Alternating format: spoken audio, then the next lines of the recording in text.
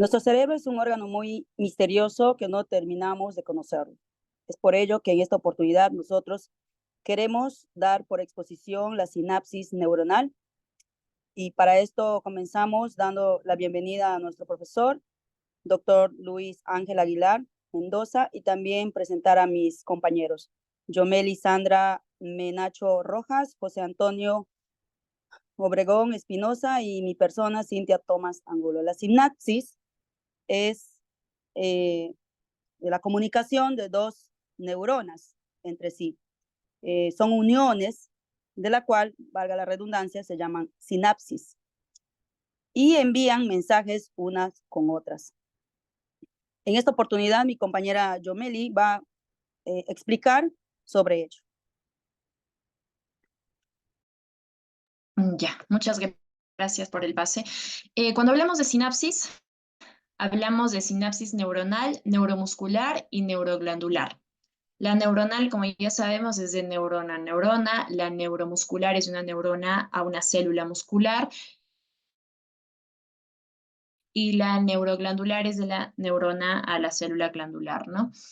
Cuando hablamos de igual forma de sinapsis, existen dos clasificaciones o dos tipos, ¿no? La sinapsis eléctrica y la sinapsis química. Cuando hablamos de la sinapsis eléctrica, hablamos de cuando, por ejemplo, hay dos, en este caso, digamos, dos neuronas, al momento de comunicarse, lo que hacen es transmitir mediante las uniones de hendidura o la unión gap la información.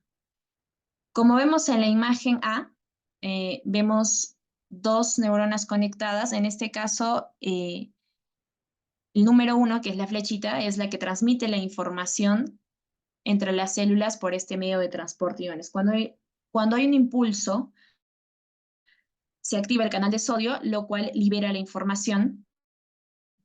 Tenemos en cuenta que la sinapsis eléctrica cuenta, o su característica principal es que es bidireccional. De igual forma, no contiene vesículas a diferencia de la otra sinapsis.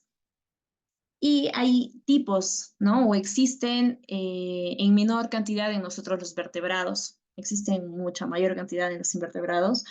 De igual forma se pueden presentar, por ejemplo, en el músculo liso, que está en el útero, o en el músculo cardíaco que se encuentra en el corazón. ¿Por qué se encuentran en estas zonas? Es porque justamente tiene que contraer, ¿no? Cuando se libera la información, ya que es directa, en este caso, si es en el útero, tiene que contraer toda esa parte o todo ese músculo de manera uniforme. Por ello es que nos ayuda la sinapsis eléctrica. Cuando hablamos de la sinapsis química, que puede ser entre una neurona a otra, como ya mencioné, de una célula a otra, la característica principal es que libera neurotransmisores, ¿no? Que es la sustancia química que nos permite la comunicación entre estas dos. De igual forma, contiene vesículas que en la imagen B están en el número 2, las cuales contienen dentro los neurotransmisores que van a ser liberados. Vamos a tener en cuenta que existen tipos de sinapsis también, que es, por ejemplo, venga, pasamos a la siguiente, por favor. Cuando hablamos de la sinapsis química, vamos a tener en consideración que existen tipos. Cuando es, por ejemplo, cuando el impulso es aventado, digamos, de un axón a una dendrita, se llama axodendrítica, ¿no? Cuando es de un axón al cuerpo, es axosomática. Y cuando es del axón a otro axón, saltando el cuerpo, sin tocar el cuerpo, es la axónica. De igual forma, vamos a tener en consideración que la sinapsis química es unidireccional. Ahora, cuando hablamos de esta, tenemos la neurona presináptica y la neurona postsináptica, la que recibe la información en este caso. De igual forma, hay una secuencia de acontecimientos, ¿no? Para que se pueda desarrollar una sinapsis química, que es la liberación del neurotransmisor. La liberación del neurotransmisor se da cuando hay una descarga en la terminal axónica, y el calcio se activa para que pueda activar así la molécula llamada sinaptotagmina, para luego esta molécula pueda activar el complejo SNARE. Y así estas moléculas toman, es como si impulsan a la vesícula del neurotransmisor para que pueda llegar al terminal sináptico, que es en la parte de, si vemos esa dendrita amarilla en la parte de abajo, ¿no? Lleva al neurotransmisor y así lo pueda liberar en la hendidura sináptica para ser recaptado por la neurona postsináptica. Vamos a tener en cuenta que existe un autorreceptor y un heterorreceptor. Los autorreceptores son parte de la misma neurona, ¿no? De la neurona en este caso presináptica. Cuando hablamos de esto, quiere decir que son como pequeñas, de igual forma, receptores que permiten a la neuromodulación para que pueda disminuir la cantidad ¿no? de este neurotransmisor y no haya una prolongada excitación. Y el heterorreceptor es los receptores que pertenecen a la neurona postsináptica. Existe una actividad del neurotransmisor que se llama, bueno, que es el excitador o el inhibidor, ¿no? En este caso, el excitador es el que despolariza a la neurona postsináptica.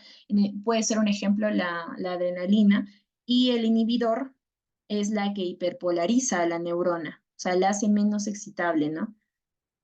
Puede ser un ejemplo la glicina. Bueno, ello es lo que quería mencionar sobre el tema de la sinapsis eléctrica y química. Gracias. Le doy pase a mi compañero José para que pueda continuar con la exposición. Buenas tardes, profesor. Yo voy a explicar lo que es la sinapsis y su relación primero con la filogénesis y la ontogénesis.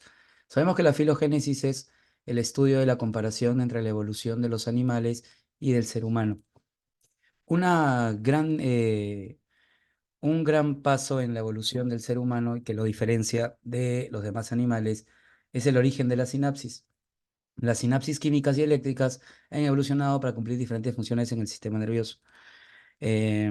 Recordemos algo, los animales invertebrados o menos desarrollados que los seres humanos poseen más que nada sinapsis eléctrica. En cambio, los seres humanos poseemos más sinapsis química, generando obviamente funciones mucho más complejas que el resto de animales. Además, hay una diversificación de la sinapsis. Quiere decir que a medida que el sistema nervioso del ser humano va evolucionando, se vuelve más complejo. Y obviamente la sinapsis también es así, como en el caso, por ejemplo, de las medusas, que tienen un tipo de sinapsis muy simple, ¿ya? Y que han llegado obviamente a evolucionar hasta nosotros los seres humanos que tenemos sinapsis químicas más complejas. También tenemos la especificidad de la sinapsis. Diferentes especies han desarrollado tipos específicos de sinapsis adaptadas a sus necesidades ecológicas y comportamientos. Sabemos, por ejemplo, que los seres humanos tenemos un tipo de desarrollo en cuanto a los neurotransmisores mucho más desarrollados que en el caso de los invertebrados.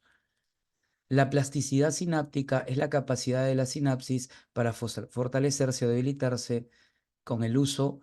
Es un rasgo evolutivo clave que ha permitido a los organismos adaptarse a nuevos entornos. Aquí en el dibujo que yo he colocado se ve claramente cómo va desarrollándose la plasticidad sináptica debido al funcionamiento y a la recepción de información de las neuronas, desde milisegundos hasta horas. En cuanto a la ontogenia, la sinapsis y la ontogenia es el desarrollo evolutivo de un solo ser. Entonces, ¿cómo evoluciona la sinapsis cuando hablamos de el ser humano? ¿Cómo va evolucionando en él mismo? Pues primero, durante la etapa del desarrollo embrionario va a aparecer la famosa placa neural, que es la parte de la cual luego va a desprenderse todo lo que son las partes del sistema nervioso. Así, por ejemplo, durante la primera etapa aparecerán las vesículas primarias, las que luego se convertirán en cada parte del sistema nervioso. Acá tenemos 3 vesículas, que son el prosencéfalo, mesencéfalo y el rombencéfalo. Luego van a convertirse en 5 vesículas que se conocen como secundarias. Del prosencéfalo saldrá el telencéfalo y el diencéfalo, y del rombencéfalo aparecerá el metencéfalo y el milencéfalo. También recordemos que cada una de estas vesículas secundarias se van a convertir en cada una de las partes del sistema nervioso. Primero en los hemisferios cerebrales, ya en el caso del telencéfalo, en el diencéfalo, en el tálamo y en el hipotálamo. El mesencéfalo seguirá siendo el mismo mesencéfalo. En el metencéfalo aparecerá la protuberancia y el cerebelo, y en el mielencéfalo el bulbo raquídeo. Ahora, otra cosa, durante la infancia y la adolescencia hemos notado que existe una poda sináptica, que no es otra cosa que la eliminación de conexiones neuronales que no son tan significativas. Y ojo, eso ocurre desde pequeños hasta que llegamos a la adolescencia. Como aquí en el gráfico lo notamos, los recién nacidos tienen una conexión neuronal muy pequeña en comparación de los niños que tienen 6 años.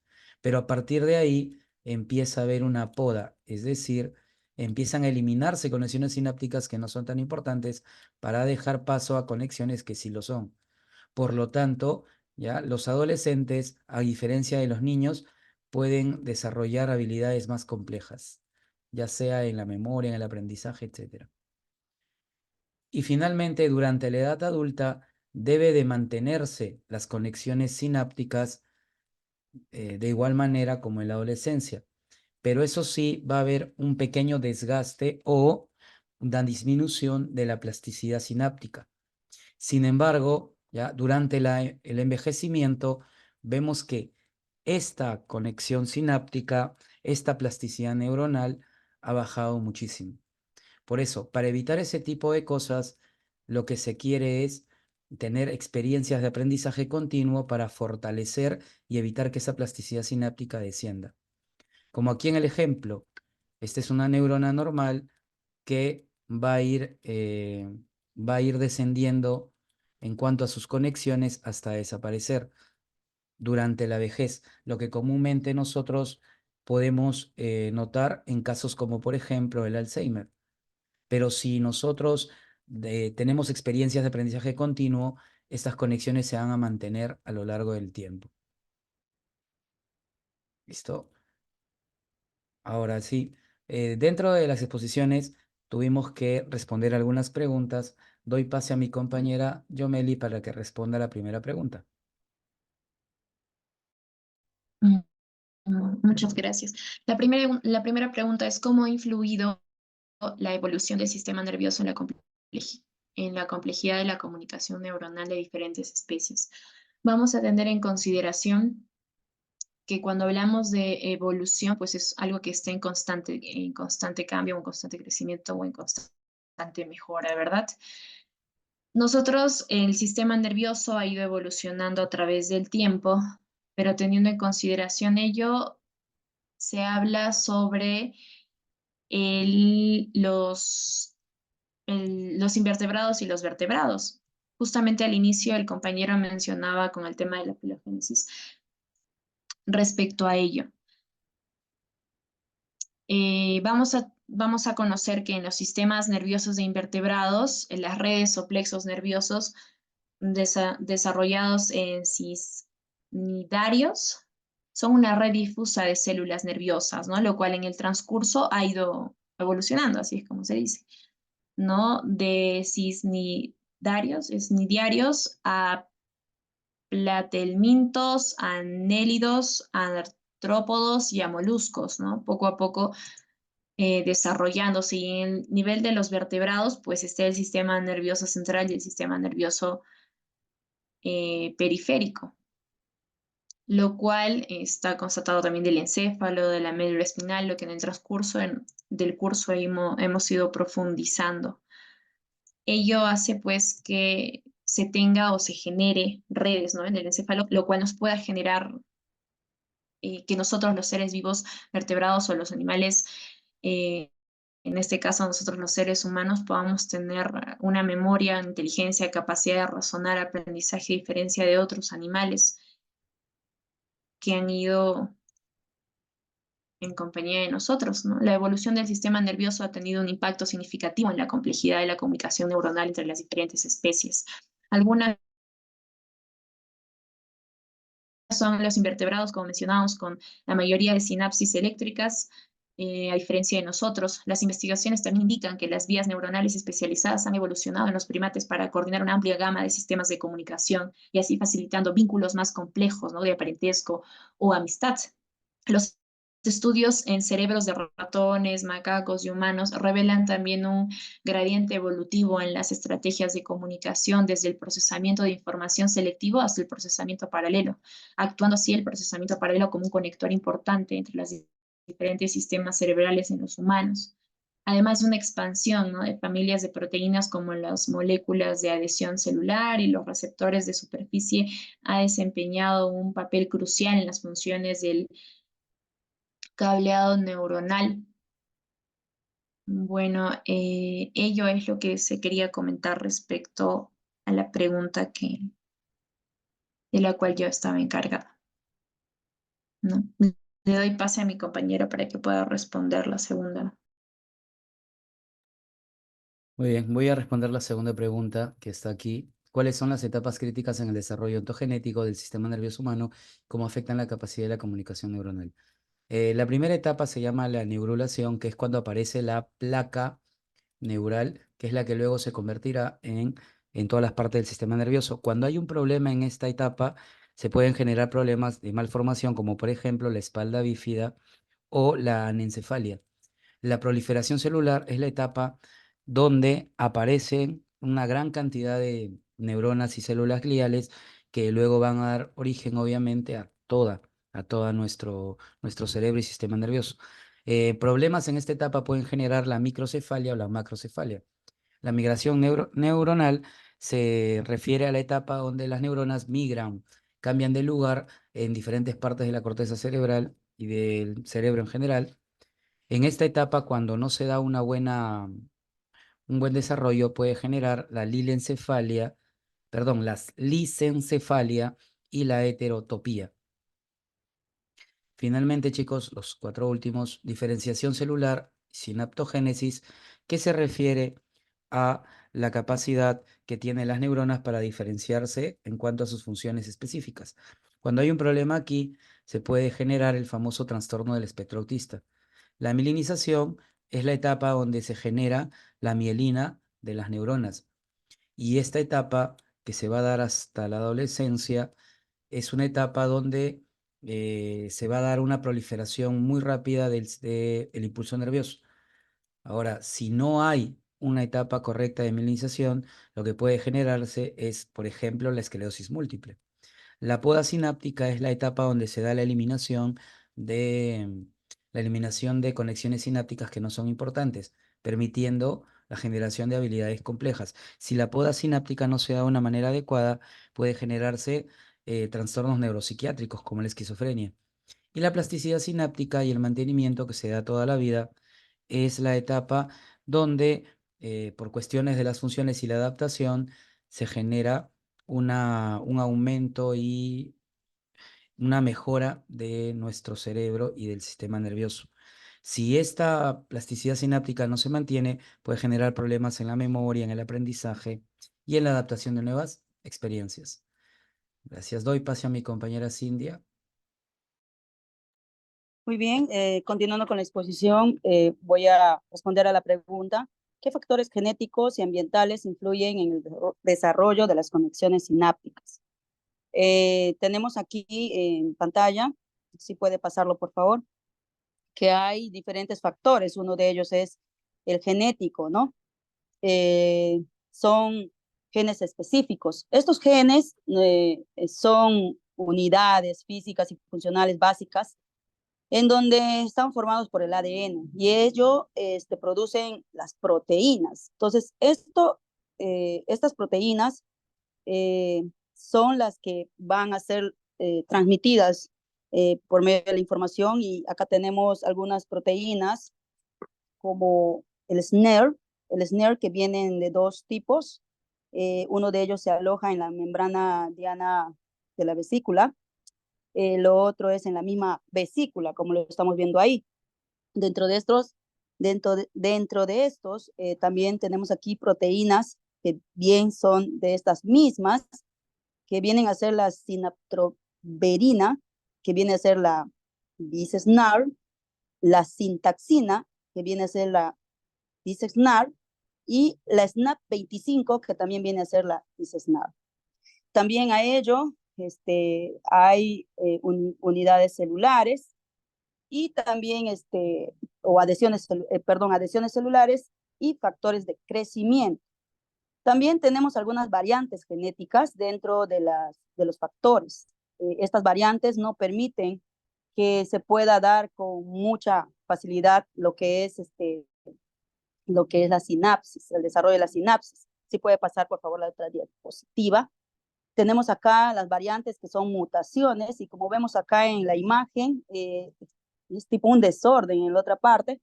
Esto puede generar algunos tipos de trastornos, y esto no ayuda al desarrollo de la sinapsis. Tenemos como, por ejemplo, el desarrollo del síndrome de X frágil. Este trastorno hace de que la persona no pueda desarrollar la inteligencia o carezca de inteligencia. Lo otro es que también aquí se puede dar las enfermedades ocasionadas por cambios en genes específicos que afectan al metabolismo, tales como ellos son hereditarios también, ¿no? También tenemos otro factor, que es la herencia. Dentro de la herencia también hay factores que sí, genéticos, que sí pueden influir a que se dé un buen desarrollo de sinapsis, o también que tampoco lo puedan desarrollar bien. Uno de ellos, por ejemplo, es que el compañero mencionó sobre la esquizofrenia, ¿no?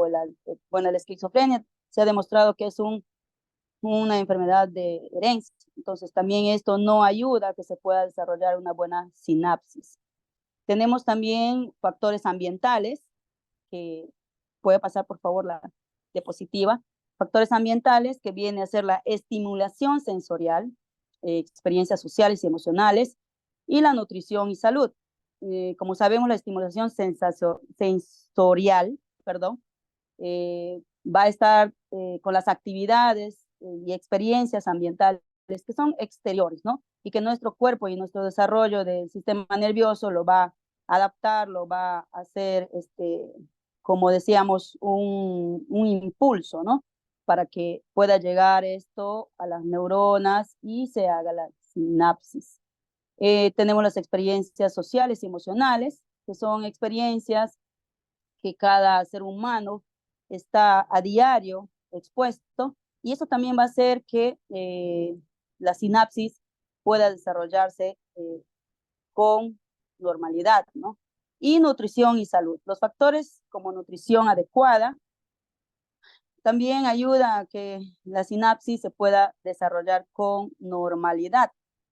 La interacción entre estos factores genéticos y ambientales es compleja y varía según el contexto individual, de acuerdo a cómo nosotros a diario vayamos experimentando el día a día, nuestras experiencias diarias, y de acuerdo a eso nosotros podamos tener estos tipos de desarrollos sinápticos. Voy a pasar a nuestra compañera Sandra Yomeli, para que termine nuestra exposición. Gracias. Muchas gracias, India. Bueno, la última pregunta que nos corresponde es cómo varía la función de diferentes neurotransmisores en distintas regiones del cerebro, ¿no? La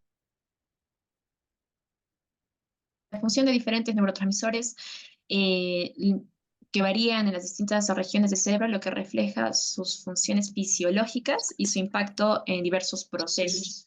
Los neurotransmisores comunes como la dopamina, la serotonina, la norepinefrina, el glutamato y el GABA exhiben distribuciones y funciones específicas en el cerebro. Por ejemplo, la dopamina desempeña un papel crucial en los movimientos, las emociones, la excitación sexual y las funciones cognitivas, mientras que la serotonina participa principalmente en las emociones, el sueño, la regulación de la temperatura corporal y la supresión del dolor, perdón. Además, los niveles de glutamato y GABA se han relacionado con patrones de conectividad funcional en estado de reposo, con pesos de borde glutamatérgico y GABAérgicos, que se correlacionan con fortalezas de conectividad en regiones cerebrales específicas como la corteza cingulada anterior pregenual y la corteza cingulada media anterior. Además, la distribución laminar y las densidades de receptores de varios neurotransmisores como los receptores de glutamato, GABA, acetilcolina, serotonina o dopamina y adenosina difieren en las estructuras corticales y subcorticales, lo que indica una modulación de la neurotransmisión específica en la región.